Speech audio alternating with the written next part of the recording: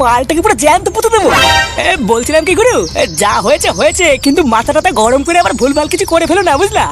যতই হোক বাচ্চা মানুষ, তারপরে আবার আমাদের বন্ধুরই তো ছেলে। হ্যাঁ, তোর এই বন্ধুর মাকে না আমি কাকিমা বলি, বুঝলি তো? সেগো মানে ওর খাল যতক্ষণ না আমি না খাচ্ছি ততক্ষণ আমার শান্তি নেই, বুঝলি? দেখ ল্যাংচা, আমি কিন্তু ঠিক করে নিয়েছি ওই ফাটাকে আমি মারবই। তুই আমার সাথে আছিস কিনা তাই বল। সেটাই দম থাকলে গায়ে হাত লাগিয়ে দেখে না। বাঞ্চত খুব উঠছিস তাই না? হ্যাঁ খুব উঠছিস।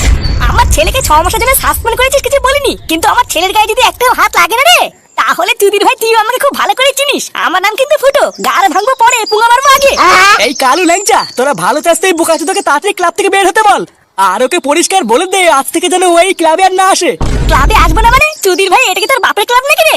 গার মানে ক্লাবের প্রধান হয়েছিস বলে কি একেবারে মাথা কিনে নিয়েছিস নাকি? হ্যাঁ, আমাকে দেখে যদি অতই গাড় জ্বলে তাহলে ক্লাব ভাগ কর না, আমি নতুন করে সদস্য নিয়ে নতুন ভাবে ক্লাব চালাবো। এইসব তুই কি বলছিস রে ফুটো? তুই যা বলছিস ভেবে বলছিস? পল্টুদার মাথা গরম আছে বলে এইসব বলছে, তুই একটু চুপ কর। এই কার মানি মাথা গরম কি তোর পল্টুদার একার হয় নাকি রে? হ্যাঁ, আমার হয় না? তোর পল্টুদার সেটাই যদি অতই জ্বালা ধরে তাহলে তোর পল্টুদাকে বল না এই ক্লাবটাকে তুই ভাগ করে দিতে। তারপরে দেখ ক্লাব কি করে চালাতে হয় সেটা আমিও দেখাবো।